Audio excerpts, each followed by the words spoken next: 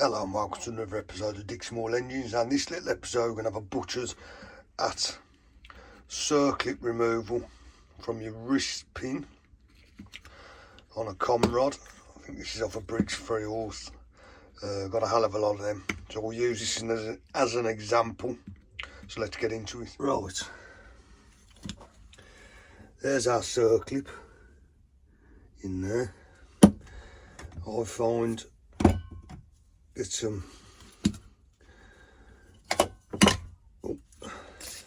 bit of penetrant on the Piston.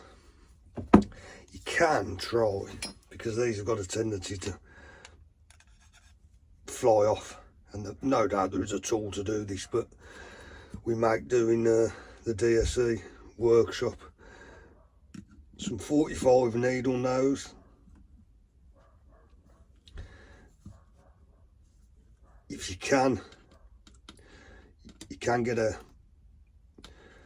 magnet, which is difficult to do on, and just so you know it's not going to fly off. Get your missus or a little helper, be close with a magnet, but clamp on tightly, lift up,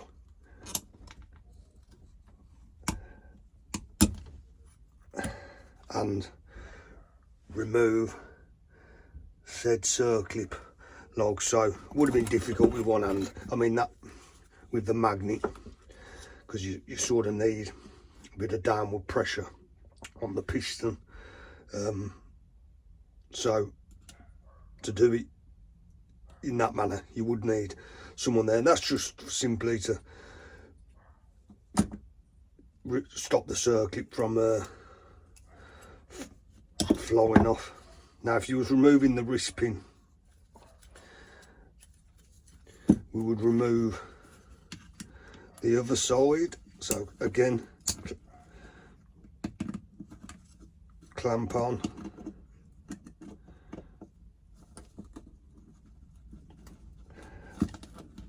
and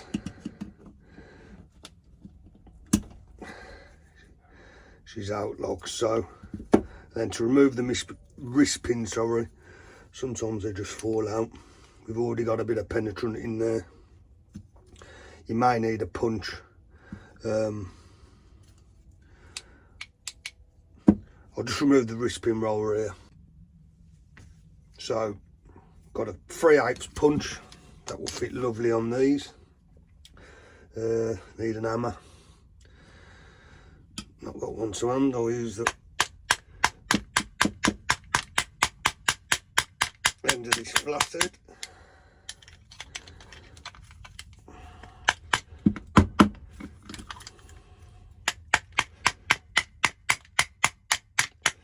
Can be tricky to come out, so you didn't want this anyway.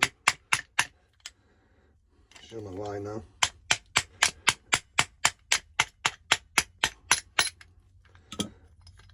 And there we go. Wrist pin's removed. You want to inspect that for any wear.